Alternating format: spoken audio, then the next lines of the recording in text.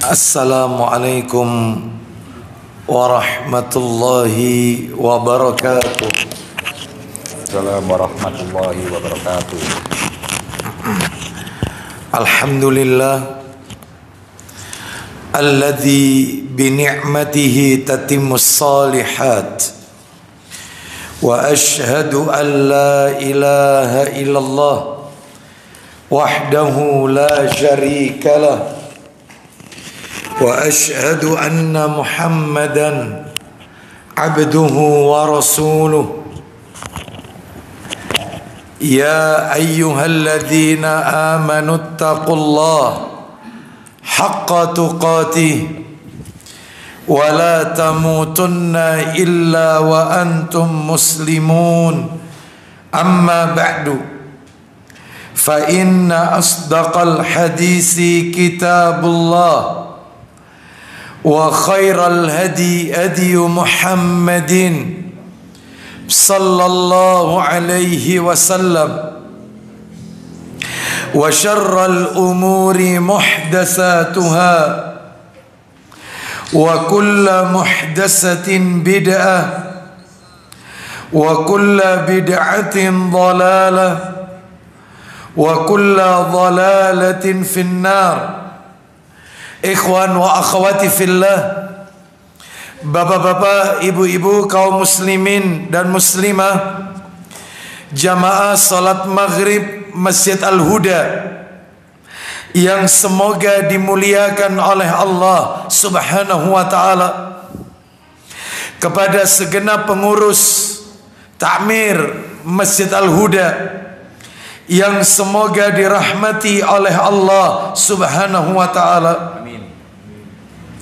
Puji dan syukur tidak henti-hentinya selalu kita panjatkan kepada Allah tabaraka wa ta'ala atas segala karunia nikmat yang telah Allah karuniakan kepada kita.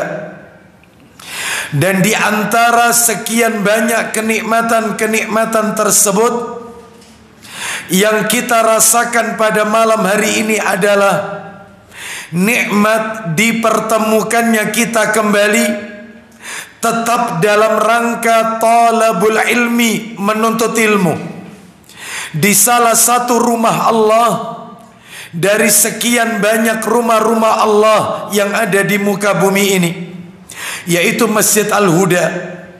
Semoga rangkaian amal ibadah yang kita lakukan pada malam hari ini diawali dengan salat maghrib berjamaah, dilanjutkan dengan talabul ilmi, dan berakhir dengan melaksanakan salat isya yang dikerjakan secara berjamaah pula. Semoga menjadi amalan yang diterima dan diridhoi oleh Allah subhanahu wa ta'ala.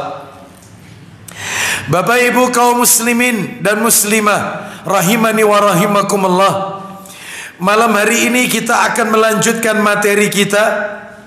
Seperti biasa, kajian kita di Jumat pekan kedua ba'da maghrib di Masjid Al-Huda, materinya adalah membahas kitab yang ditulis oleh seorang ulama besar yang bernama Abu Abdullah Muhammad bin Ismail bin Ibrahim bin Al-Mughirah bin Bardisbah Al-Ju'fi rahimahullah, yang sering kita kenal nama beliau yaitu dengan Imam Bukhari rahimahullah. Kitab beliau yang kita bahas secara rutin adalah Al-Adabul Mufrad, kitab yang di dalamnya berisi tentang adab-adab seorang muslim, kitab yang di dalamnya berisi etika-etika seorang muslim.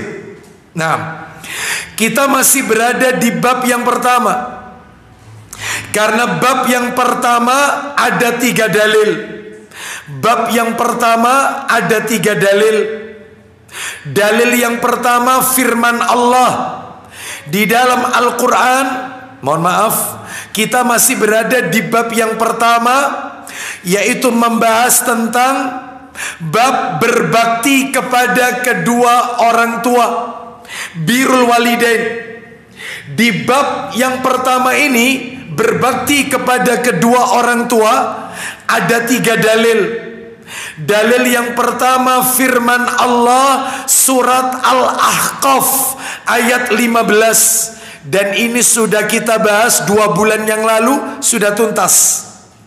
Dan kita masuk ke dalil yang berikutnya, yaitu dalil hadis Nabi sallallahu alaihi wasallam. Di dalam buku Adabul Mufrad tertulis hadis nomor 1. Karena hadis, kalau yang Al-Quran sudah kita bahas, cuman 1, Al-Ahqaf ayat 15. Adapun dalil hadis ada 2, hadis nomor 1 dan hadis nomor 2. Kita masih berada di hadis nomor 1 bulan yang lalu, dan itu belum tuntas. Mudah-mudahan malam hari ini bisa kita tuntaskan, sehingga harapannya bulan depan jika Allah takdirkan kita bertemu, entah di Jumat pekan kedua atau mungkin di Jumat yang lain, karena di Jumat pekan kedua saya uzur, tentunya saya safar, maka kita akan melanjutkan hadis nomor 2 kalau memang ini tuntas malam hari ini. Kita bacakan ulang hadis nomor 1. Babnya masih bab yang sama, bab birrul walidain, berbakti kepada kedua orang tua. Hadis nomor 1 ini diriwayatkan oleh Bukhari Muslim. Kita bisa temukan hadisnya dalam kitab Sahih Targhib wa Tarhib, jilidnya jilid yang ke-5, nomor 2478, 2478 awal-awal. Baik, minta tolong dibantu. Bagaimana itu bunyi hadisnya? Saya bacakan teks Arabnya. Hadis dalam kitab Sahih Targhib wa Tarhib nomor 2478, an Abdillahi radhiyallahu anhu qala. Silakan. Dari Abdullah bin Mas'ud radhiyallahu an, dia menuturkan. Jadi yang dimaksud dengan Abdillah di sini adalah Abdillah atau Abdullah bin Mas'ud radhiyallahu an. Dia berkata, Sa'altun Nabiyya sallallahu alaihi wasallam. Silakan. Saya pernah bertanya kepada Rasulullah sallallahu alaihi wasallam. Kita dengarkan pertanyaannya Ibnu Mas'ud radhiyallahu an kepada baginda Rasul sallallahu alaihi wasallam. Ayyul amali ahabbu ilallah. Silakan. Amalan apa yang paling dicintai Allah? Amalan apakah yang paling dicintai oleh Allah? Qala as-salatu ala waktiha. Silakan. Beliau menjawab, ya, salat pada waktunya. Salat on time, tepat pada waktunya, itu amalan yang paling dicintai oleh Allah Azza wa Jalla. Terus qala summa ayyun. Silakan. Saya bertanya, kemudian apa wahai Rasulullah? Apalagi wahai Rasulullah? Maksudnya selain salat. Maka ternyata Nabi sallallahu alaihi wasallam menjawab, summa birrul walidaini. Silakan. Beliau menjawab, berbakti kepada kedua orang tua. Bakti kepada kedua orang tua. Lah ini yang menjadi bahasan kita, bab yang pertama ini.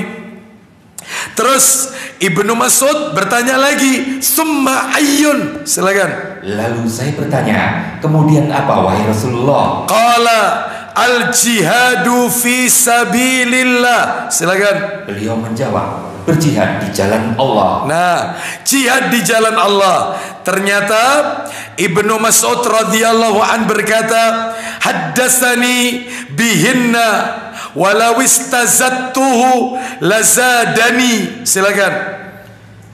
Belum ada di situ ya. Belum. Saya tambahannya saya bacakan. Ibnu Mas'ud radhiyallahu an berkata, Nabi sallallahu alaihi wasallam sendiri yang menyampaikan kepadaku 3 hal tersebut. Maksudnya 3 hal: salat tepat pada waktunya, birrul walidain, dan jihad fisabilillah. Sekiranya aku meminta lagi, kata Ibnu Mas'ud, niscaya Nabi akan menambahkannya untukku. kenapa kok tidak minta lagi? Itulah adabnya seorang murid, tidak memberatkan gurunya. Jadi cukup 3 hal ini mewakili dari sekian yang banyak. Itu adab seorang murid. Karena kalau terlalu banyak dikhawatirkan muncul kebosanan. Seperti itu.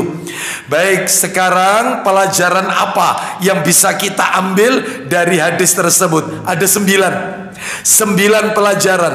Menurut catatan saya, bulan yang lalu 3 pelajaran sudah kita bahas. Betul ya? Baik, ini untuk mereview dikit aja yang sudah kita bahas bulan yang lalu. 3 pelajaran yang kita bahas bulan yang lalu. Apa pelajarannya? 1, Bapak Ibu sekalian rahimani wa rahimakumullah, dalam beramal ibadah itu carilah amal ibadah yang paling dicintai oleh Allah. Jadi Bapak Ibu harus selektif. Carilah ibadah itu yang paling dicintai oleh Allah. Termasuk hadis tadi itu yang kita dengarkan. Yang dicintai Allah itu ya sholat on time, birrul walidain, bakti kepada orang tua, dan jihad fisabilillah. Jadi Bapak Ibu kalau beribadah itu bukan apa yang kita sukai, bukan, tetapi ibadah itu yang disukai oleh Allah. Jadi ibadah itu tidak boleh sesuai selera kita, nggak boleh. Ibadah itu harus sesuai dengan selera yang berhak memberi pahala kepada kita. Seleranya siapa Ustadz? Yang berhak ngasih pahala kita, ya Allah. Jadi kalau beribadah ya sesuai apa yang diperintahkan Allah dan Rasulnya. Karena Allah yang berhak memberi kita pahala, ya, bukan manusia, bukan kita. Makanya kalau beribadah itu tidak boleh sesuai selera kita. Ibadah itu harus ada petunjuknya dari Al-Quran dan hadis Nabi Sallallahu Alaihi Wasallam dengan pemahaman para sahabat ridwanullah alaihim ajmain. Baik, itu nomor 1. Saya nggak perlu bahas rinci. Nomor 2, ini sudah berlalu soalnya bulan yang lalu. Nomor 2, dalam beramal ibadah itu Bapak Ibu, setiap muslim itu dituntut untuk mengedepankan skala prioritas. Artinya apa? Artinya kita ini kalau beribadah boleh pilih-pilih. Maksudnya pilih-pilih itu, pilihlah amal ibadah yang memiliki pahala yang paling, ya itu ya, yang paling afdol, yang paling utama, yang paling dicintai Allah, yang paling disukai Rasul. Maaf ini Bapak Ibu, maaf beribu, maaf ini ya. Contoh ini Bapak Ibu, dalam masalah ibadah yang sunnah, bukan yang fardu ya, yang sunnah. Contoh masalah zikir yang paling dicintai Allah, paling disukai Rasul. Dari sekian banyak zikir loh ya, dari sekian banyak, ya cuman subhanallah walhamdulillah wala ilaha illallah wallahu akbar. Ya ini zikir yang paling disukai oleh Allah dan Rasul. Maksud saya, kita ini harus mengedepankan skala prioritas. Jangan beribadah cari yang biasa, tapi carinya yang paling utama, yang paling dicintai, yang paling disukai, yang paling afdol, yang Singkatnya, beribadahlah yaitu dengan ibadah yang best of the best. Bukan hanya best, tetapi of the best, yang terbaik dari yang baik. Nah itu contoh, soft yang paling utama, yang paling depan. Cari yang paling depan, rebutan. Jangan cari soft kedua atau soft ketiga, karena yang paling utama yang terdepan.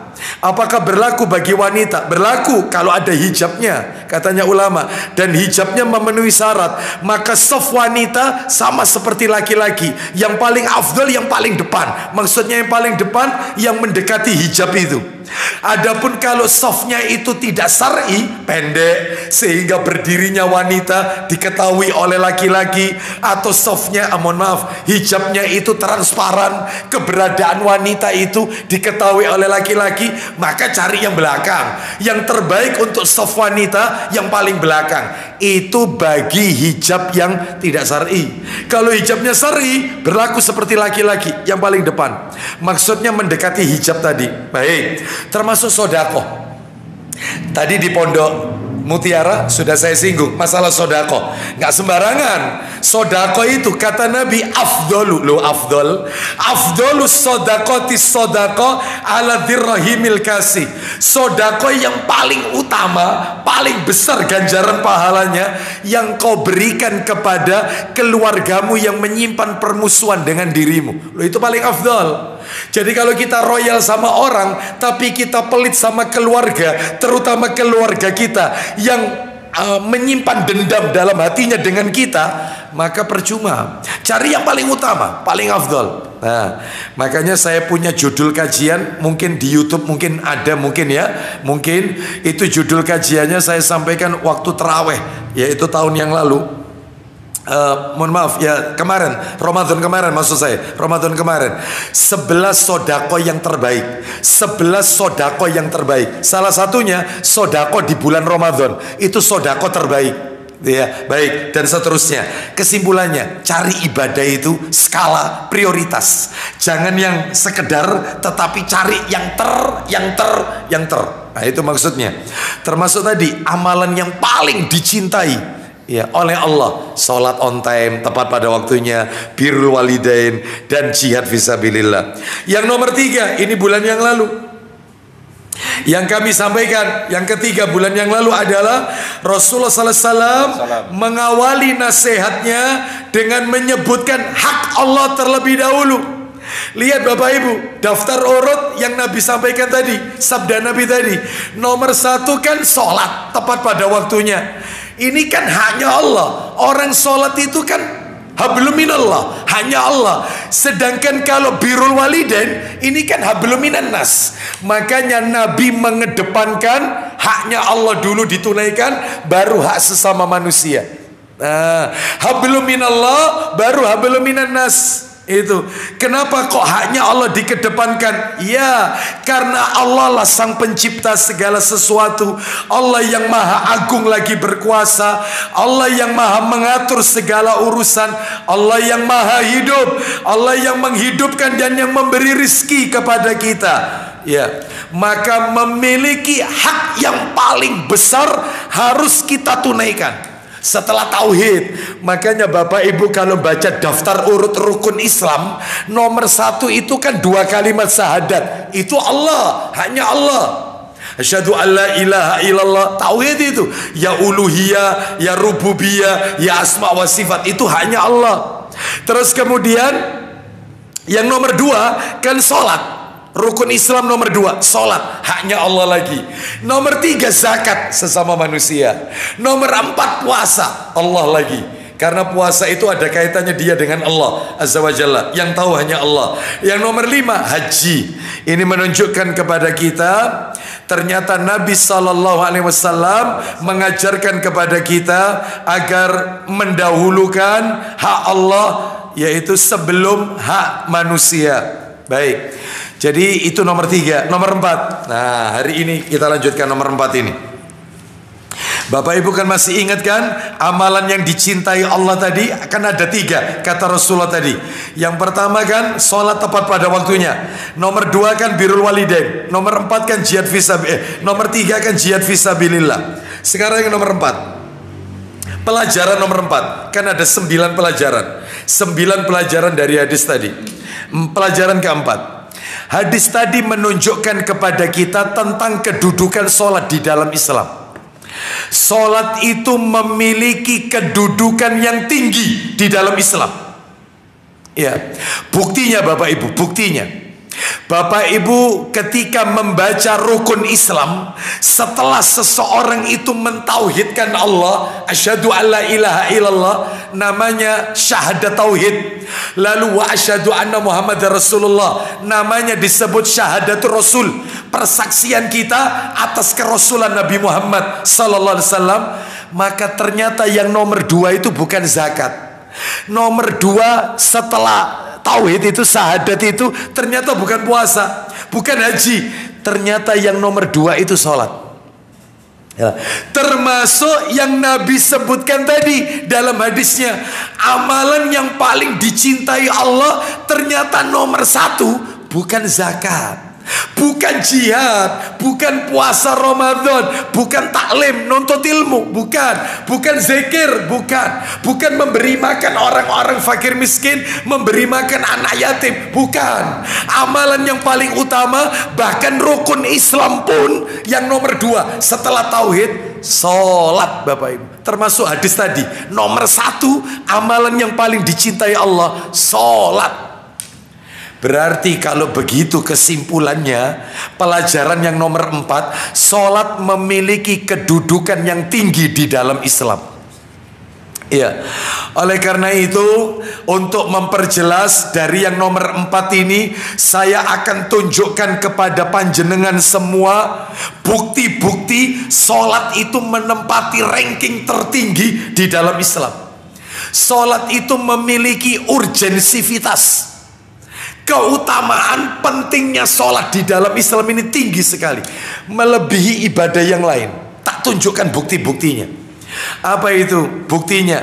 Saya bisa ngasih bukti 7 saja. Sebenarnya banyak ini bukti kalau sholat itu ibadah paling utama di dalam Islam, sampai-sampai ditempatkan nomor 2 dalam daftar urut rukun Islam. Nomor 2. Terus dalam daftar urut amalan yang paling dicintai Allah, nomor 1 sholat itu. Apa Ustadz keutamaannya, kedudukannya di dalam Islam? Sholat itu apa kedudukannya? Di antara bukti-buktinya, 1, saya janji 7 tadi ya. 1, perhatikan baik-baik Bapak Ibu. Nomor 1, semua perintah Allah, saya ulang, semua perintah Allah melalui perantara malaikat Jibril. Khusus sholat nggak pakai perantara. Nabi disuruh langsung naik ke langit ke-7. Khusus sholat. Perintah zakat, Jibril yang turun. Perintah puasa Ramadan, malaikat Jibril yang turun. Perintah haji, malaikat Jibril yang turun. Khusus sholat naik dari Al-Masjidil Haram ke Masjidil Aqsa Palestina, Baitul Maqdis, naik ke langit ke-7, Sidratul Muntaha, nggak pakai perantara, khusus sholat, khusus sholat. Ya, makanya disebut peristiwanya Isra dan Mi'raj. Isra itu dari Mekah ke Palestina, itu Isra. Mi'rajnya dari Palestina Baitul Maqdis naik ke langit ke-7. Loh, Nabi itu naik apa Pak Ustadz? Nabi itu yang disebutkan dalam tafsir Ibnu Katsir, dari Mekah Al-Masjidil Haram menuju ke Al-Masjidil Aqsa Palestina, itu naik buraq. Naik buraq. Sedangkan dari Masjidil Aqsa Palestina naik ke langit ke-7 tidak dijelaskan kendaraannya, nggak dijelaskan. Bahkan ada riwayat yang mengatakan Nabi itu menaiki tangga. Kayak apa tangganya? Wallahu alam. Ini perkara gaib. Sikap seorang mukmin ketika berbicara perkara gaib, pendekatannya harus dengan pendekatan iman, bukan dengan pendekatan akal atau logika. Berarti sami'na wa ata'na. Kita nggak tahu kayak apa itu tangganya. Jadi kalau ada yang bilang Nabi itu Isra Mi'raj naik buraq dari Mekah ke Palestina, Palestina naik ke langit ke-7, itu naik buraq, salah. Yang naik buraq itu dari Masjidil Haram ke Masjidil Aqsa. Lah dari sini ke langit ke-7 nggak ada penjelasan, nggak ada. Makanya suratnya itu ada 2, Isra Mi'raj itu ada 2. Jadi kalau Bapak Ibu sering hafal, surat yang sering dipakai dalil untuk Isra Mi'raj itu kan surat Al-Isra, surat nomor 17 ayat 1.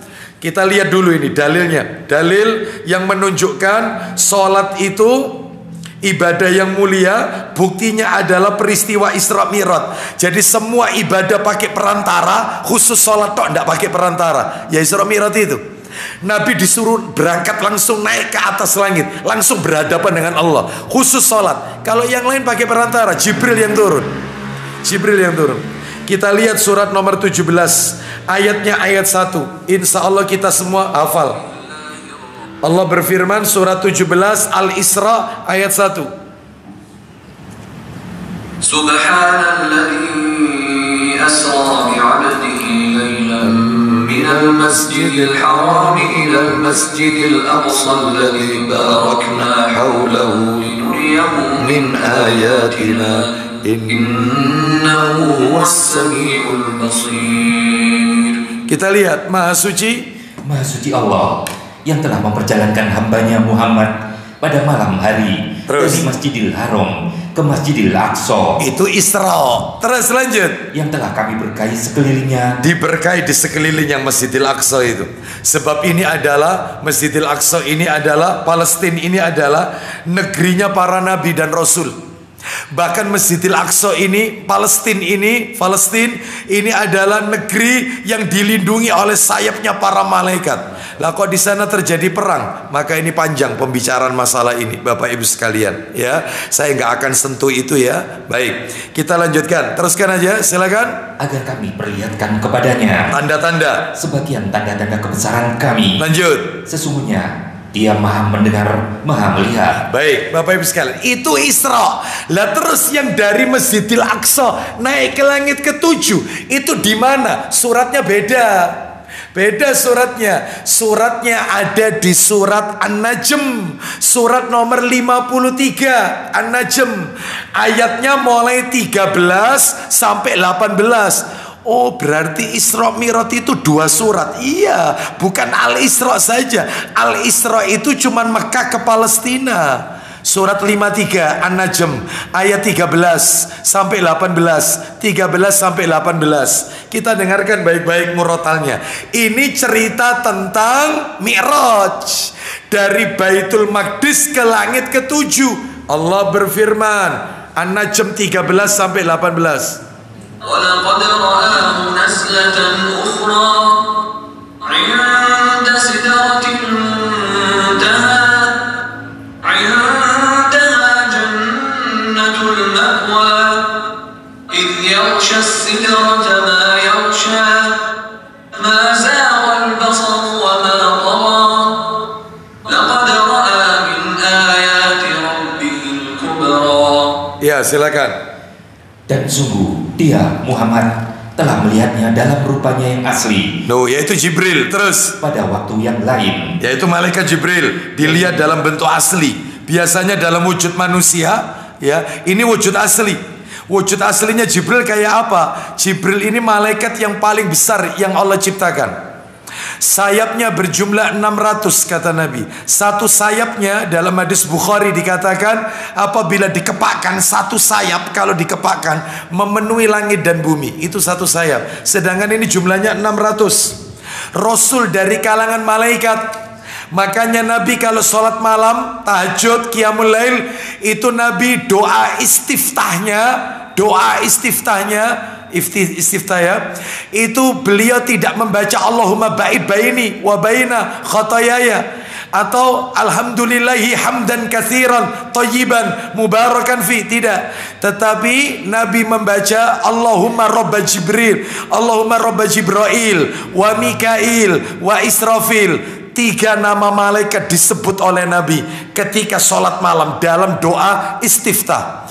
Jibril, Mikail, Israfil. Kenapa? Karena 3 malaikat ini adalah Rasul dari kalangan malaikat. Rasul dari kalangan malaikat. Nah, 3 malaikat ini. Baik, lanjut, teruskan. Yaitu di Sidratul Muntaha. Terus di dekatnya ada surga tempat tinggal. Lalu Muhammad melihat Jibril ketika Sidratul Muntaha diliputi oleh sesuatu yang meliputinya. Terus penglihatannya Muhammad tidak menyimpang dari yang dilihatnya itu. Terus dan tidak pula melampauinya. Kemudian sungguh dia telah melihat sebagian tanda-tanda kebesaran Tuhannya yang paling besar. Baik, Bapak Ibu sekalian, ini peristiwa Mi'raj. Jadi ini bukti yang pertama ya, tentang kedudukan sholat. Sholat ini ibadah yang agung. Salah satu buktinya barusan kita bahas. Semua perintah Allah melalui perantara malaikat Jibril. Khusus sholat tanpa perantara Jibril. Nabi langsung menghadap Allah Azza wa Jalla. Bukti nomor 2 sekarang. Bukti nomor 2. Bukti yang nomor 2. Ya. Bukti yang nomor 2. Allah Subhanahu wa ta'ala mengabarkan bahwa penghuni Firdaus adalah mereka yang sholat. Allah mengabarkan penduduk Firdaus itu orang yang sholat. Penduduk Firdaus itu orang yang sholat. Iya. Sedangkan Bapak Ibu harus tahu, Firdaus ini tempat tertinggi di dalam surga. Tempat tertinggi, bahkan Firdaus itu tempatnya di bawah arsy Allah, persis tempat tertinggi sudah. Sampai-sampai Nabi menyuruh kita, kalau kalian berdoa, berdoalah kepada Allah, mintalah Firdaus. Coba dibuka Tirmidzi-nya yang sudah di-download, nomornya 2531. Pengen tahu? 2531 2531 2531 Tirmidzi. Silakan dibaca. Ayo Abu Hurairah. Tirmidzi 2531. 2531. Ya, silakan. Dari Ubadah bin As-Samit radhiyallahu anhu, Rasulullah sallallahu alaihi wasallam bersabda, Fil jannati mi'atu darajatin. Silakan. di surga ada 100 tingkat. Surga itu ada 100 level, 100 tingkatan. Terus Nabi bersabda, ma baina kulli darajataini kama bainal ardi was sama. Silakan. Di surga ada 100 tingkat, jarak antara masing-masing tingkat seperti antara bumi dan langit. Loh, bayangkan, satu tingkat, level 1 ke level berikutnya seperti langit dan bumi. Level berikutnya kayak langit dan bumi. Ini 100 tingkat, 100 derajat. Masya Allah, itu baru satu surga. Belum surga-surga yang lain ini. Berarti luas surga ini. Ya, luas surga ini. Ya, terus kemudian kita lanjutkan, wal firdausu. Lah ini yang materi kita. Wal firdausu a'laha darajatan wa minha tufajjaru anharul jannah. Ya. Anharul jannatil arba'ah. Wa min fawqiha yakunul arsh. Silakan.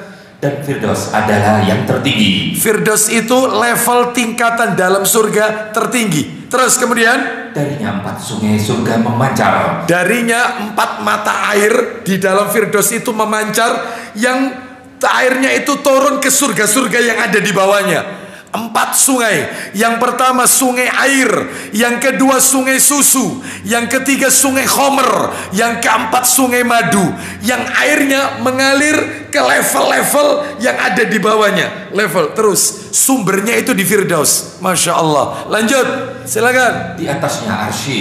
Di atasnya Firdaus itu langsung arsy Allah. Lanjut. Bila kalian meminta kepada Allah. Nah, ini kata Nabi, faida sa'altumullaha fasaluhul firdaus. Ulang lagi.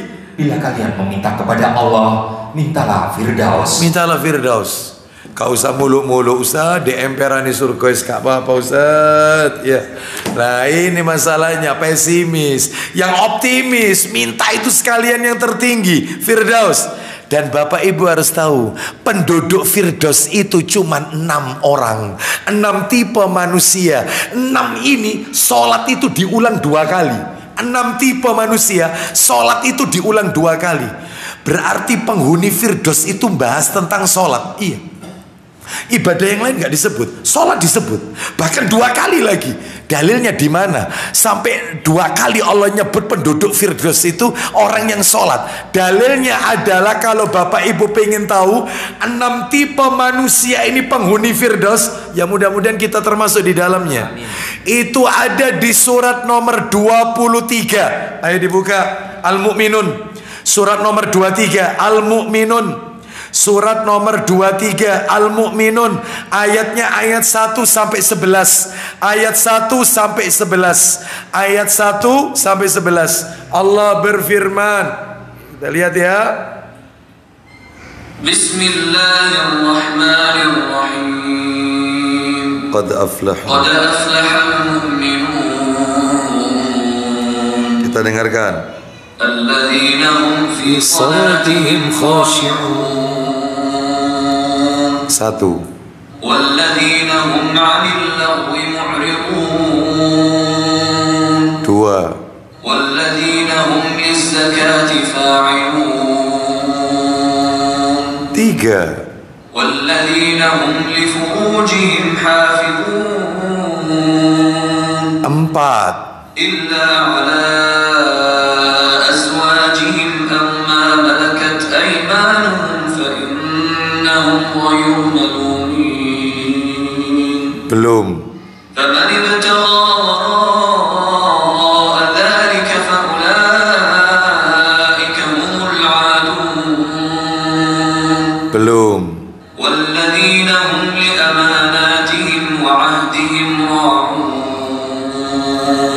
5.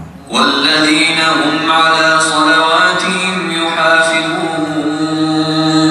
Itu yang terakhir. أولئك هم الوارثون الذين يرثون الفردوس هم فيها خالدون. 6 tipe manusia penduduk Firdaus. Silakan dibaca. Diawali beruntung bagi orang-orang yang beriman. Silakan. Sungguh beruntung orang-orang yang beriman. Siapa itu yang beruntung yang akan menempati Firdaus? 1. Silakan Abu Hurairah. Yaitu orang yang khusyuk dalam sholatnya. Dicatat ya, nomor 1 orang yang sholatnya khusyuk. Khusyuk. Loh, bahas sholat ini. Sholat itu utama ini, penduduk Firdaus. Terus yang nomor 2. Dan orang yang menjauhkan diri dari perbuatan dan perkataan yang tidak berguna. Orang-orang yang menjauhkan dirinya dari perbuatan dan perkataan yang sia-sia, yang tidak manfaat. Tinggalkan. Ngapain kita melakukan sesuatu yang tidak manfaat, tidak mendatangkan pahala, ya, terus tidak menambah ketaatan kita kepada Allah, ya, meskipun itu boleh. Contohnya apa? Guyon sama teman terlalu berlebihan. Guyon itu boleh. Tapi kalau waktunya habis, handphonean, terus guyonan, maka sia-sia, tidak mendatangkan pundi-pundi pahala kita. Seperti itu. Makanya orang disebut zuhud. Orang zuhud itu bukan orang yang meninggalkan duniawi, gak kerja, gak cari nafkah, itu wiritan tok, itu bukan orang zuhud. Zuhud itu adalah orang yang meninggalkan perbuatan yang tidak manfaat. Beda sama warok. Kalau warok itu orang yang meninggalkan perbuatan yang Allah haramkan. Tidak zina, itu warok. Orang tidak mencuri, itu warok. Orang lisannya tidak menghibah, membicarakan aib orang, itu warok. Insya Allah panjenengan masuk orang warok semua. Karena kita tidak melakukan maksiat, tidak minum homer, warok. Tidak ganggu tetangga, warok. Tapi warok tidak cukup. Yang paling tinggi zuhud. Lah zuhud apa? Level tinggi. Meninggalkan perbuatan yang meskipun itu boleh, tetapi dia tinggalkan. Kenapa? Hitung-hitungan. Lah nek aku terus guyon cekakaan, terus kumpul-kumpul kayak gini cangkruan, terus kapan aku maca Quran? Kapan aku zikir? Sedangkan kitabnya para ulama banyak yang belum tak pelajari, bahasa Arab aja nggak paham, terus aku guyonan. Terus kapan? Umurku yang tahu Allah. Itu orang zuhud. Hitung-hitungan, perhitungan masalah umur. Meskipun boleh loh guyon, ya, berteman boleh. Itu zuhud, ya. Jadi zuhud versi Rasul dengan zuhud versi Sufi beda. Kalau zuhud versi Sufi, yaitu tadi, ya, nggak mau duniawi, ya, nggak kerja, ya, hidup bajunya compang-camping, ya, terus bladus, ya, sobek. Itu bukan zuhud, kempro. Rasul itu orang paling zuhud. Rasul itu orang paling zuhud sejagat alam raya. Tapi bajunya, begitu Rasul pakai baju, semua sahabat pangling. Kenapa? Terkesima. Padahal bajunya tidak baru, bajunya yaitu tapi bersih, ya, mukanya berseri-seri, tampil indah, rambutnya dirawat. Nabi itu merawat rambut loh, diminyaki loh rambutnya, panjang rambut Nabi itu, jenggotnya dirawat. Itu zuhud. Bukan level kemudian orang kaya sandalnya itu sampai hitam beketek, itu katanya low profile. Bukan, kempro. Itu bukan zuhud. Zuhud itu tidak gitu. Zuhud itu meninggalkan semua perbuatan yang sia-sia. Ya, saya minta maaf ini, ya. Ini bahasa kletek kempro itu, ya. Saya nggak tahu bahasa Lebo, nggak tahu apa itu, ya. Baik, kita lanjutkan. Saya pakai bahasa di tempat saya tinggal, ya. 031 kok, Mas, ya. Jadi nomor dua meninggalkan perbuatan dan perkataan yang tidak manfaat. Itu penduduk Firdaus. Yang nomor 3, silakan. Dan orang yang menunaikan zakat. Nah, menunaikan zakat, bayar zakat. Yang nomor 4. Dan orang yang memelihara kemaluannya. Nah, orang yang memelihara diri, ya, kemaluannya dari perbuatan zina dan semua yang mengarah ke zina. Itu nomor 4 itu. Dia tidak melakukan perbuatan zina. Itu penduduk Firdaus, ya. Terus lanjut. Kecuali terhadap istri-istri mereka. Belum poinnya, ini menjelaskan yang nomor 4. Kecuali sama istri-istri mereka, halal, ya. Istri-istri mereka, ya, bukan istri mereka, istri-istri mereka. Ya. Nah, kalau ini halal nggak apa-apa. Terus lanjut. Maka barang siapa? Maka sesungguhnya mereka tidak tercela. Tidak tercela. Terus. Tetapi barang siapa mencari di balik itu, Nah, zina dan sebagainya. Siapa yang mencari selain itu, selain sama istrinya yang sah, tetapi melakukan yang lain, zina, maaf, onani, LGBT, lesbian, gay, bisex, transgender, selain pernikahan yang sah, maka lanjut. Maka mereka itulah orang-orang yang melampaui batas. Nah, ini belum nambah, ini masih menjelaskan yang nomor 4. Sekarang baru nambah nomor 5. Siapa cirinya? Dan sungguh beruntung orang yang memelihara amanah-amanah dan janjinya. Tuh, amanahnya dijaga. Ya, tadi di Pondok Mutiara saya singgung, apa saja amanah ini? Banyak. Istri itu amanah. Ini mumpung ketemu bapak-bapak, anak kita itu juga amanah. Apa kata Nabi 14 abad yang silam, ketika Nabi berada di Arafah, di satu tempat namanya Namiro di Arafah, pada saat haji wada, haji perpisahan, Nabi menyampaikan khutbah. Khutbahnya itu tercantum dalam Sahih Muslim dengan tinta emas. Apa kata Nabi? Fattaqullaha fin nisa fa innakum akhadtumuhunna bi amanillah wastahlaltum furujahunna bi kalimatillah. Takutlah kalian wahai lelaki dalam urusan wanita. Takut karena wanita itu kalian ambil karena amanah dari Allah. Lo amanah, dan kemaluan mereka itu halal untuk kalian karena kalimat Allah. Maksudnya ijab kabul jadi halal. Tuh. Itu amanah, jangan disia-siakan. Makanya laki-laki yang menyia-nyiakan istrinya, tidak menjalankan amanah, ancamannya berat. Apa kata Nabi dalam hadis? Coba Sahih Targhib jilid 4. Sahih Targhib jilid 4, nomornya 1807, 1807. Apa kata Nabi? Ayyuma 1807. Buka plastik ya? Agak plastik. Baca bismillah dulu. Kalau enggak dibuka-buka itu. Ya. Allah. Ya, 1807 ketemu. Ketemu ya, dari Maimun Al-Qurdi, betul? Baca dari Maimun Al-Qurdi. Dari Maimunah Al-Qurdi radhiyallahu anha. Dari radhiyallahu anhu, bukan Maimunah, Maimun. Dari Maimun. Kenapa jadi Maimunah? Maimun itu, kenapa laki-laki jadi perempuan?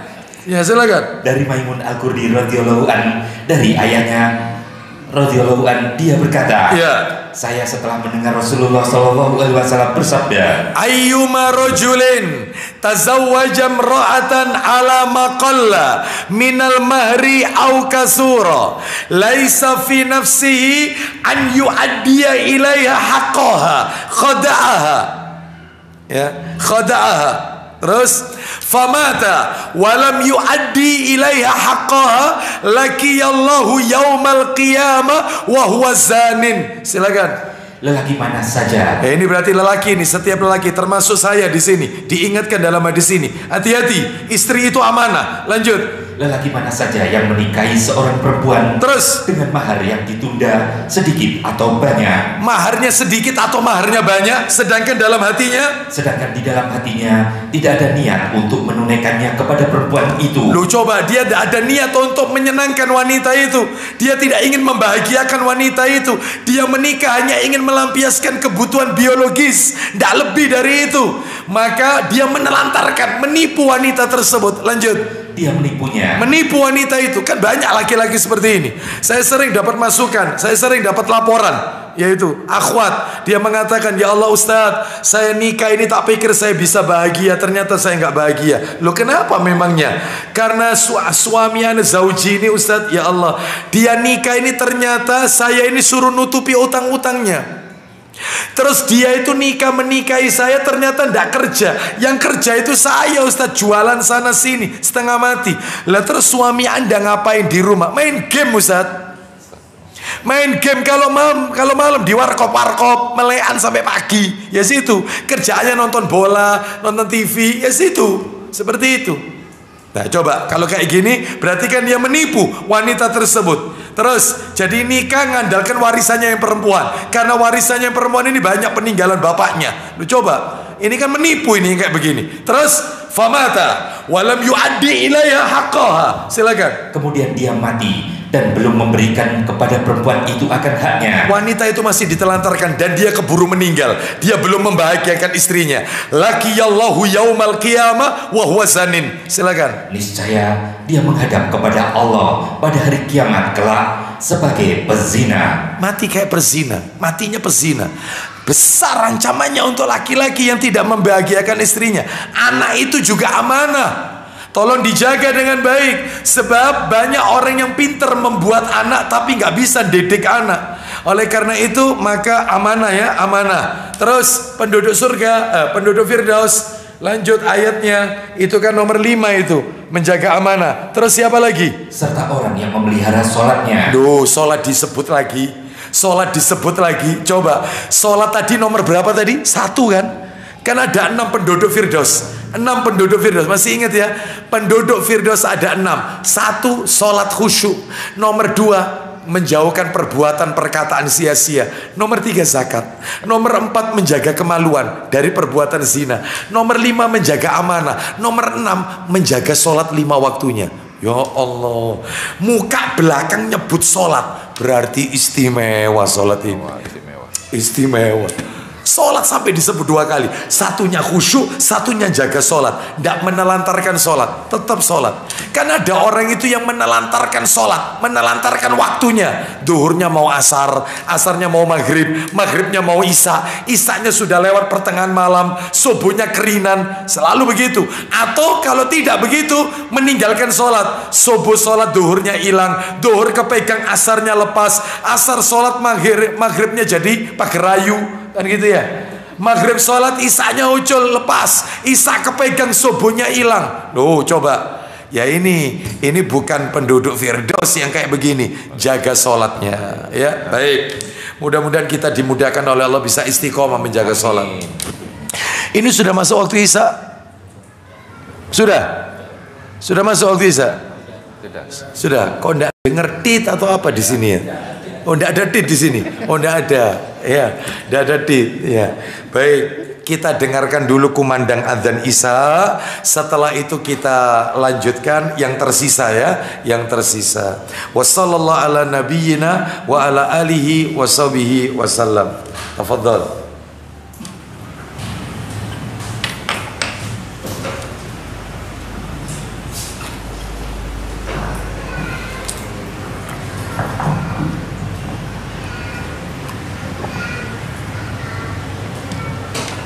Allahu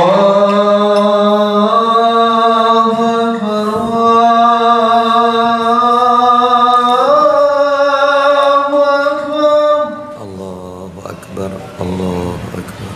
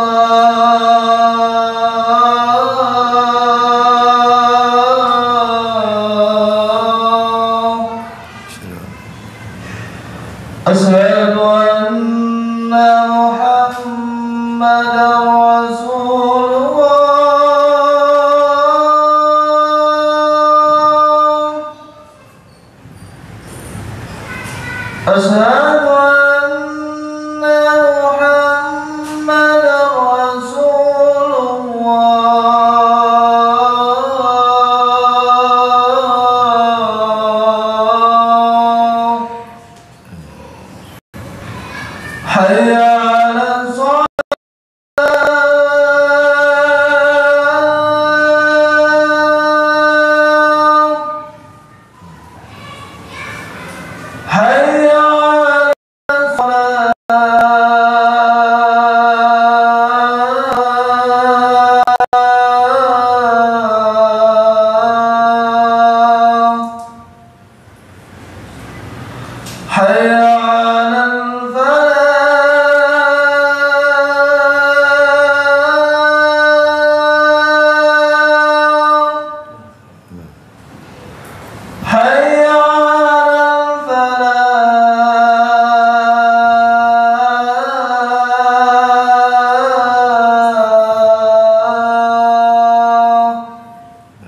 Allahu Akbar, Allahu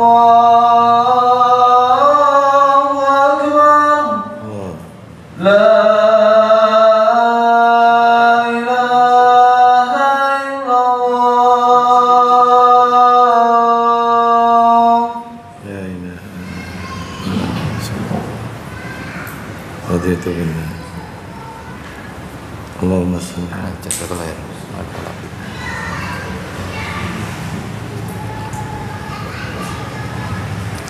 Allahumma rabbana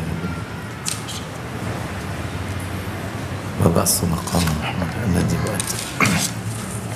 Alhamdulillah wassalatu wassalamu ala Rasulillah wa ba'd. Kita lanjutkan Bapak Ibu, masih pelajaran yang nomor 4, bukti-bukti bahwasanya sholat memiliki kedudukan yang penting di dalam Islam. Baik, bukti yang nomor 3 sekarang Bapak Ibu. Bukti yang nomor 3. Kan saya janji ada 7 bukti. Bukti yang nomor 3, sebenarnya banyak, saya sebutkan 7 aja. Yang ketiga, di dalam Al-Quran,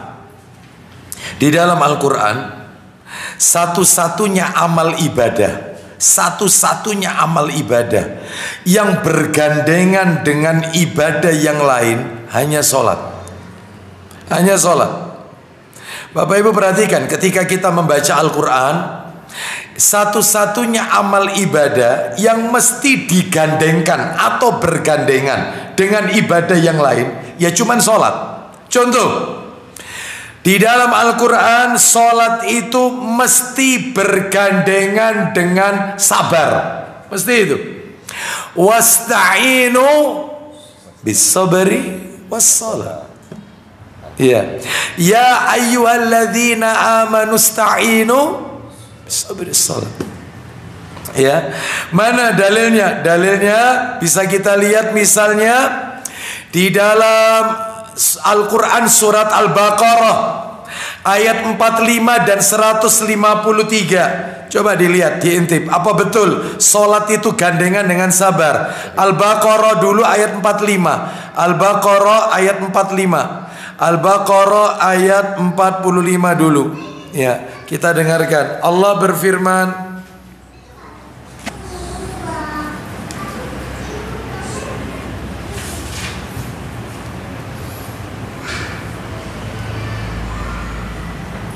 wasta'inu bis-sabri was-salah wa innaha lakabiratun illa 'alal khashi'in. Loh, sabar dan sholat digandengkan. Silakan. Dan mohonlah pertolongan kepada Allah dengan sabar dan sholat. Duh, sabar dan sholat gandengan. Kita lihat lagi yang ayat 153 Al-Baqarah juga ayat 153. Al-Baqarah 153. Kita lihat, Allah berfirman, Al-Baqarah 153. Ya ayyuhalladzina amanu ista'inu bis-sabri was-salah innallaha ma'as sabirin.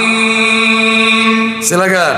Wahai orang-orang yang beriman, ya, mohonlah pertolongan kepada Allah dengan sabar dan sholat. Duh, terus. Sungguh Allah beserta orang-orang yang sabar. Bapak Ibu sekalian, seakan-akan Allah hendak memberitahukan kepada kita, sabar dan sholat ini digandengkan. Orang itu kalau terkena musibah apapun bentuknya, musibah kehilangan orang yang kita cintai, musibah kehilangan harta, musibah sakit ringan, musibah sakit berat yang tidak kunjung sembuh, apapun bentuknya, dan dia sabar, tapi orangnya tidak sholat, percuma sabarnya, percuma. Sabarnya tidak dapat pahala, nggak dapat. Makanya sholat itu dijadikan tolok ukur barometer atas kesabaran. Percuma dia kena musibah bisa sabar, kehilangan harta, ya kehilangan kendaraan, dibegal orang, dia masih bisa sabar. Bahkan dia pun juga kehilangan tempat tinggal, kena musibah bencana, dia bisa sabar. Iya, tapi dia tidak sholat, percuma, emang sabarnya nggak dapat pahala. Makanya sholat itu dijadikan tolok ukur, digandengkan. Contoh lagi dalam Al-Quran, zakat itu mesti gandengan. Wa aqimus shalah wa atuz zakah. Mesti, nggak mungkin dipisah. Ayatnya mesti dijadikan satu. Mana dalilnya? Contoh dalil firman Allah, sholat gandengan dengan zakat.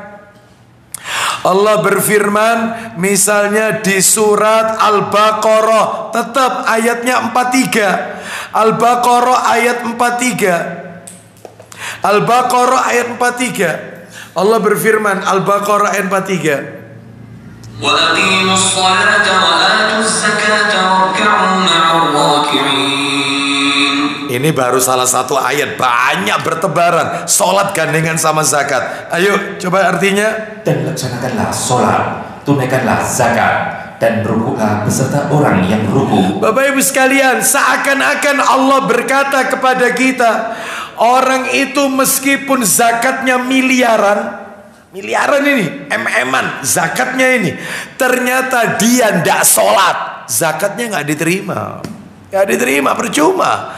Miliaran zakat ternyata bangun ini, bantu ini, rumah takfid, ya, terus kemudian ponpes yang dikelola sesuai sunnah, belum lagi kemudian bangun masjid, ya, belum lagi panti asuhan, semua dia bantu, miliaran. Tapi orangnya tidak sholat, percuma. Zakatnya tidak diterima oleh Allah Azza wa Jalla, sodakonya tidak diterima oleh Allah. Makanya digandengkan. Kan sodako itu ada dua, ada sodako wajib yaitu zakat, ada sodako sunnah. Lah sodako sunnah itu tidak identik pakai uang. Senyum kita ke saudara kita itu juga sodako. Makanya kata Nabi, kullu ma'rufin sodako. Setiap perbuatan baik itu sodako. Tidak harus pakai uang. Nanam tanaman, yang tanaman itu bermanfaat untuk orang lain, itu juga sodako.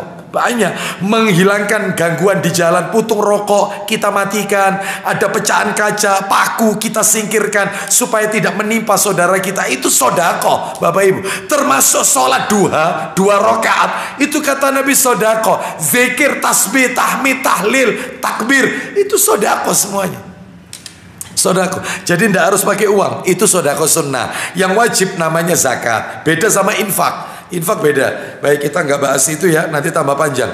Jadi intinya zakat itu digandengkan sama sholat. Sholat dijadikan tolok ukur. Meskipun zakatnya banyak, tapi kalau orangnya tidak sholat, percuma, nggak diterima. Terakhir, dalam Al-Quran itu yang gandengan sama sholat itu kurban. Kurban, Idul Adha, kurban. Itu gandengan sama sholat. Mari kita dengarkan suratnya. Kita dengarkan suratnya, ya. Coba ditebak ini Bapak Ibu sekalian, suratnya ini insya Allah hadiah disiapkan oleh Takmir Masjid Al-Huda. Ya, Allah berfirman, ya, insya Allah ini surat favorit kita. Bismillahirrahmanirrahim. Ditebak. Inna a'tainakal kautsar. Fasalli li rabbika wanhar. Inna syani'aka huwal abtar. Favorit ya? Favorit. Inna a'taina. Ayo dibaca terjemahnya, silakan. Sungguh kami telah memberimu Muhammad nikmat yang banyak. Poinnya sekarang gandengan sama kurban, penyembelihan, silakan. Maka laksanakanlah sholat karena Tuhanmu, dan berkurbanlah sebagai ibadah yang mendekatkan diri kepada Allah. Loh, kurban. Jadi seakan-akan Allah berkata kepada kita, orang itu meskipun kurbannya banyak, sapi sekian ekor, kambing sekian ekor, bahkan mungkin dia onta, ya, sekian ekor, tapi tidak sholat, percuma, nggak diterima kurbannya. Makanya dijadikan tolok ukur barometer. Seperti itu Bapak Ibu sekalian, ya. Baik, kalau begitu berarti sholat ini ibadah yang agung. Yang nomor 4, kedudukan sholat dalam Islam. Nomor 4, Allah Subhanahu wa ta'ala mencela iya betul, Allah Subhanahu wa ta'ala mencela orang-orang yang malas mengerjakan sholat. Mencela.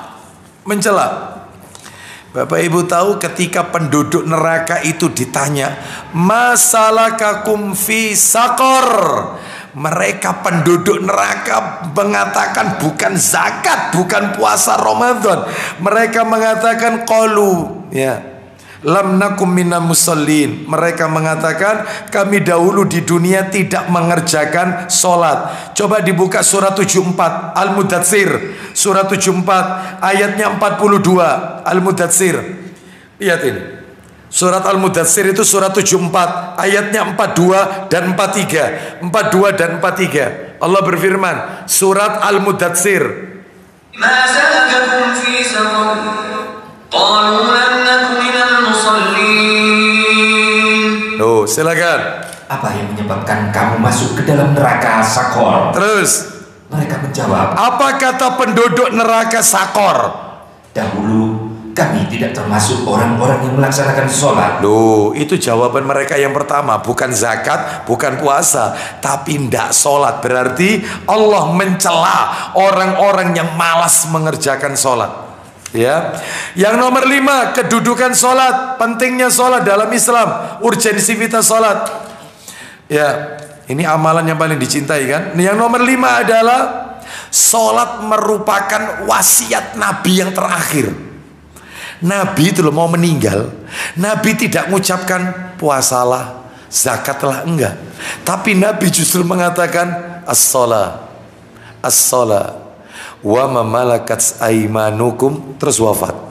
Katanya Aisyah, istri-istri Nabi yang lain juga, setelah itu tidak terdengar lagi suara Nabi. Berarti Nabi benar-benar telah wafat. Yang didengar para istri Nabi, apa itu wasiat Nabi terakhir, sholatlah, sholatlah, dan jagalah budak-budak kalian, jangan zalim sama budak, sholatlah. Sholat ini wasiat terakhir, bukan zakat Bapak Ibu, bukan silaturahim, bukan, sholat. Ini berarti penting ibadah yang satu ini. Tapi sayangnya banyak yang meremehkan. Ya, seperti itu. Ya, sholat ditinggalkan, demo jalan terus. Sholat ditinggal, orkesan tetap jalan. Ya, mana dalilnya? Dalil, coba dibuka, yaitu dalilnya riwayat Imam Ahmad. Minta tolong yang di-download riwayat Imam Ahmad. Nomornya diketik dulu, nomor aslinya dalam Musnad Imam Ahmad ya. Nomor asli 25278. 25278. 25278. Dicari Ahmad. Ahmad, Musnad Ahmad. Nah itu. Ayo 25278. 25278. Iya, silakan. Dari Ummu Salamah radhiyallahu anha, istri Nabi. Silakan. Dari Ummu Salamah radhiyallahu anha berkata. Radhiyallahu anha. Dari Ummu Salamah radhiyallahu anha berkata, Kana min akhiri wasiyati Rasulillah sallallahu alaihi wasallam as-salah, as-salah wa ma malakat aymanukum, hatta ja'ala nabiyullah sallallahu alaihi wasallam walajlijuha yulajlijuha fi sadrihi wa ma yafisu biha lisanuh. Silakan. Wasiat terakhir Rasulullah sallallahu alaihi wasallam adalah jagalah sholat dan budak yang kalian miliki. Nabi Shallallahu Alaihi Wasallam mengulang-ulang kata itu hingga bergerak dadanya dan tidak keluar lagi suara dari mulutnya. Diulang-ulang terus sama Nabi ketika mau meninggal itu. As-salah, as-salah, wa ma malakat aymanukum, as-salah, as-salah. Terus diulang-ulang sampai nggak dengar lagi. Berarti sudah wafat. Sholat Bapak Ibu, bukan zakat. Wasiat pesan Nabi terakhir sholat. Berarti istimewa ibadah yang satu ini. Sudah perintahnya langsung ke langit, nggak pakai Jibril, perantara Jibril. Ini wasiat terakhir, sholat. Coba tambahkan lagi Ibnu Majah. Ibnu Majah, tambahkan nomor asli 2697. Nomor asli Ibnu Majah 2697 Ibnu Majah. Tafadhal, silakan. Ayo. Dari Anas bin Malik radhiyallahu an, dia berkata, ya, wasiat yang kerap kali Rasulullah Shallallahu Alaihi Wasallam utarakan menjelang wafat ketika sakaratul mautnya, yaitu jagalah sholat serta perhatikanlah segala apa yang kalian miliki. Ini versi lain, ini redaksinya. Ketika nazak sakaratul maut, sholat. Itu Bapak Ibu sekalian, itu riwayat Ibnu Majah. Baik, ini masih banyak riwayat yang lain. Jadi intinya ini kedudukan sholat, wasiat Nabi terakhir. Nomor 6. Yang nomor 6. Nah ini jarang kita sadari, ini nomor 6 ini. Ternyata itu menunjukkan kedudukan sholat dalam Islam. Apa itu nomor 6? Rasulullah Sallallahu Alaihi Wasallam memerintahkan kepada para orang tua, ya termasuk kita semuanya di sini rata-rata sudah jadi orang tua. Apa itu perintahnya? Untuk mendidik anak-anaknya dengan sholat. Dididik sholat dulu, sholat. Dan masih kelanjutan nih, dan memukulnya jika pada usia 10 tahun enggan untuk sholat, dan memukulnya jika pada usia 10 tahun enggan untuk sholat. Anak itu suruh mukul. Pak, Bu, maaf ini ada anak usia SMP kelas 3, berarti 15 tahun umurnya. 15 berarti balik dong, balik. Ternyata tidak puasa Ramadan, mokel. Tidak ada di dalam Islam anak itu harus dipukul. Ada orang kaya raya, hartanya banyak, tidak keluar zakat, tidak pergi haji. Tidak ada di dalam Islam orang itu harus dipukul, enggak. Tapi anak umur 10 tahun tidak sholat, pukul. Cuman sholat toh. Yang suruh mukul itu cuman sholat. Anak tidak puasa, tidak ada perintah mukul. Orang tidak zakat, tidak ada perintah mukul. Orang tidak pergi umroh, tidak haji, tidak ada, tidak ngaji, tidak ada perintah mukul. Tapi tidak sholat, pukul. Umur berapa Ustaz pukul itu? 10 tahun. Mulai kapan diajarkan? 7 tahun. Lah kalau 10 sebelum 7 tahun sudah diajarkan, umur 4-5 tahun sudah tidak apa-apa.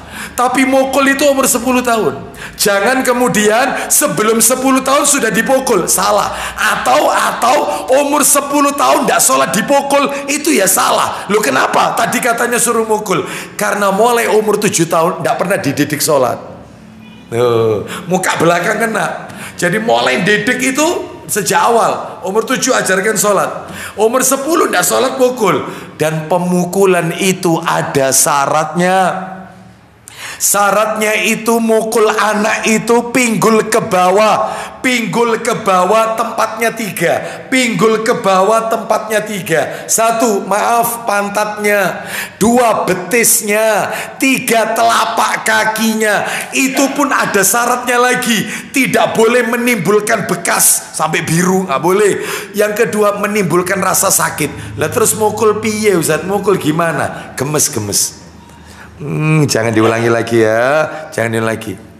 Maaf, kadang-kadang kita ini lebih perhatian masalah sekolah anak daripada ibadahnya. Anak kalau sudah bangunnya kesiangan, ojo awan-awan. Nanti pintu sekolah, pintu gerbang sekolah ini ditutup loh, kamu disetrap loh, bingung. Tapi anak ndak sholat subuh, ndak pernah orang tuanya, ayo nak sholat nak, sebelum pintu surga ditutup nak. Nek wis ditutup ndak alamat, ndak bisa kok masuk surga. Ayo sholat nak. Nah, itu yang dibingungkan itu pintu gerbang sekolah, bukan pintu surga. Ya, oleh karena itu maka dalam hal ini didik anak kita untuk sholat. Mana dalilnya? Bahkan kalau tidak suruh mukul. Abu Dawud ditulis, dicari Abu Dawud nomor 494. Ya. Abu Dawud 494. Murus sabiya bis salah idza balagha 7 sinin wa idza balagha 10 sinin fadribuhu 'alaiha. Silakan, ayo. Dari Ma'bad, dari Abdul Malik bin Ar-Rabi, Ma'bad Al-Juhani. Terus Ma'bad. Iya, dari Ma'bad itu 494 ya. 494. Dari Sabro bin Ma'bad Al-Juhani. Ada 494 yang Abu Dawud versi Maktabah atau versi Alif 494. Iya. Ayo Abu Hurairah, ditunggu orang banyak. Ini belum makan malam semua ini. Iya. Iya, Ju ini. Yang panjang Ustaz. Hah? Yang makbat. Iya. Gimana tuh? 494 Abu Dawud. 494 Abu Dawud. Ya, 494. Ini versi sudah. Baitul Afkar. Betul. Iya, Ad-Dawudiyah. Baitul Afkar. Iya. Baitul Afkar. Itu. Ayo. Dari awal Ustaz ya. Betul. Telah menceritakan kepada kami Dari langsung Sabro dari ayahnya, dari Sabro, dari ayahnya, dari kakeknya dia berkata, lanjut. Nabi Shallallahu Alaihi Wasallam bersabda, Murus sabiyya bis shalah idza balagha sab'a sinin. Silakan. perintahkanlah anak kecil untuk melaksanakan sholat apabila sudah mencapai umur 7 tahun. 7 tahun. Wa idza balagha 10 sinin, Dan apabila sudah mencapai umur 10 tahun, ya, maka pukullah dia pukul anak itu. Kenapa? apabila tidak melaksanakannya. Itu jadi ada tahapan tarbiyah, pendidikan ke anak. Itu ya, berarti bawa anak ke masjid itu umur 7, Ustaz. Iya, mestinya bawa anak ke masjid itu umur 7. Jangan di bawah 7. Karena di bawah 7 itu cenderungnya main-main, ganggu orang sholat. Maka nanti akibatnya orang tuanya kena imbasnya. Kalau ada orang lain tidak khusyuk sholatnya. Itu ya. Jadi bawa anak ke masjid lah. Kalau misalnya di bawah 7 tahun, sholat di mana? Di rumah sama mamanya. Kan istri kan di rumah, maka sholat. Ya, seperti itu. Lah mamanya itu ikut sholat sekalian. Makanya pentingnya punya istri 2 ini ya kayak begini ini. Amin. Titipkan satunya. Gitu loh. Amin. Betul ya? Kenapa Anda kok mikirnya agak terlambat ya? Di bawah akwat semua. Bapak Ibu sekalian, Di bawah akwat semua. Oh, ada apa di bawah? Ada awat. Ya, off the record berarti ya. Bapak Ibu sekalian rahimani wa rahimakumullah. Kita lanjutkan. Jadi ini menunjukkan kepada kita pentingnya sholat, kedudukan sholat di dalam Islam. Ya, sampai suruh mukul. Ibadah yang lain nggak ada kayak gini kalau ditinggalkan untuk dipukul. Terakhir nomor 7, kedudukan sholat. Kedudukan sholat. Amalan yang pertama kali dihisap oleh Allah itu sholat. Amalan yang pertama kali dihisap oleh Allah di hari kiamat itu sholat, Bapak Ibu. Sholat. Sholat itu pertama kali dihisap oleh Allah Azza wa Jalla. Ya. Itu sebelum amalan-amalan yang lain. Mana dalilnya? Dalilnya bisa kita lihat di dalam riwayat apa ini? Riwayatnya Ibnu Majah. Riwayat Ibnu Majah.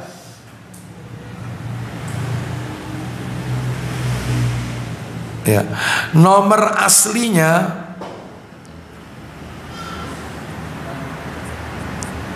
ya, nomor aslinya sebentar Bapak Ibu sekalian. Oh, bukan ini. Sebentar.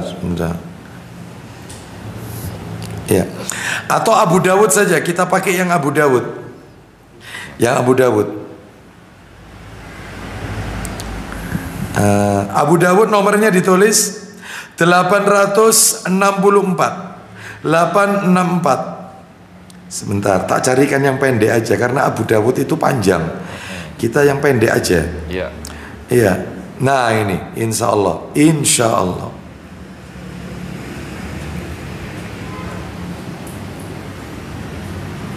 Iya.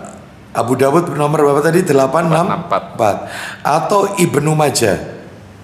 Ibnu Majah itu nomor cetakan terjemahan tapi nomornya 1181 1181 Ibnu Majah.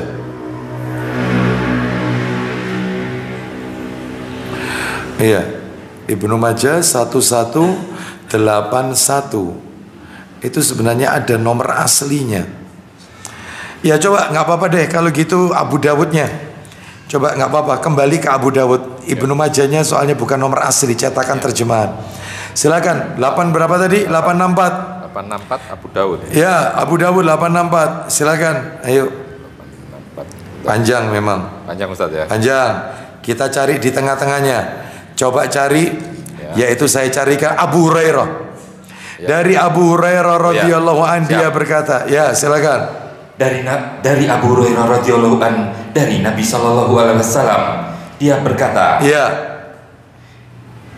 Nabi SAW bersabda, sesungguhnya, ya, yang pertama kali akan dihisab. Terus.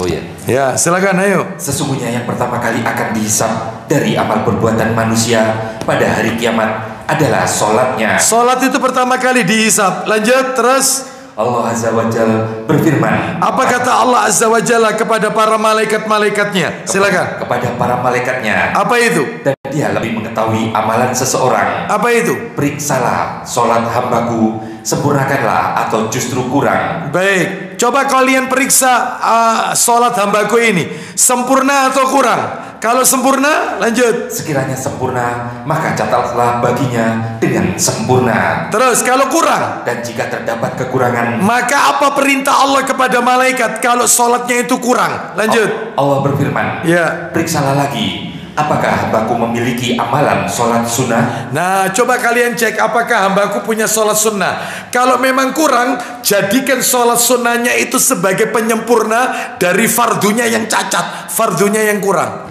Makanya jangan pernah meremehkan amalan sunnah, sholat sunnah, qobliyah, ba'diyah, tahiyatul masjid, sholat sunnah, isyraq, duha, tahajud, witir. Jangan diremehkan ini, jangan diremehkan. Karena apa? Karena itu yang akan menyempurnakan fardu kita yang tidak sempurna. Karena orang ini sholat sempurna itu susah, Pak, Bu, susah. Kadang-kadang ada orang itu yang pahala sholatnya berkurang, pahala sholat berkurang. Contohnya, berkurangnya pahala sholat. Coba dibuka Abu Dawud nomor 796. Lah ini baru ada ini, Abu Dawud 796 dari Ammar bin Yasir radhiyallahu an. Ammar bin Yasir. Ayo kita dengarkan 796. Cepat dikit. Ammar bin Yasir 796. Abu Dawud 796. Ya. Dari Ammar bin Yasir. Ya. Dari Ammar bin Yasir radhiyallahu an dia berkata, ya, saya mendengar Rasulullah sallallahu alaihi wasallam bersabda, isinya, sesungguhnya ada seseorang yang benar-benar mengerjakan sholat. Dia baru selesai sholat, ternyata pahala yang dia dapatkan, silakan. Namun pahala sholat yang tercatat baginya hanyalah 1/10 dari sholatnya. Terus 1/9. Kemudian 1/8. Kemudian 1/7. 1/6. Tuh 1/8. 1/5. Terus 1/4. 1/3 dan 1/2-nya saja. Mentok 50%, 50%, tidak sampai 3/4. Kenapa kok kurang? Ada yang 1/10, ada yang dapat 1/8, ada yang 1/7, 1/6, 1/5, sampai terakhir dapat separuh, 50%. Kenapa kok 50%-nya nggak dapat? Hilang pahalanya, dihapus. Kenapa? Karena mungkin bacaannya salah, gerakannya salah, tidak khusyuk, tidak tumaknina. Loh, coba seperti itu. Ketika sholat mengingat sesuatu di luar sholat, Allahu Akbar, ya Allah tak dikek kunulan barang iku. No. Ya toh? Apalagi ibu-ibu, Allahu Akbar, masa opo ya? Mikiri masakan. Ini yang bikin berkurang pahalanya. Makanya untuk menutupinya itu sholat sunnah, jangan diremehkan. Itu wallahu a'lam bishawab. Baik Bapak Ibu sekalian, karena waktunya sudah malam ya. Ternyata kita baru nambah 1 poin tok ini malam hari ini, yaitu pelajaran nomor 4 ya. Sedangkan pelajarannya totalnya ada berapa? 9 ya, dari hadis nomor 1. Kapan mari ini ada bul mufrad ini Ustaz? Sabar wong sebulan sekali. Kalau tiap hari insya Allah nutut ya. Wallahu a'lam bishawab ya. Sampai di sini ada yang mau bertanya?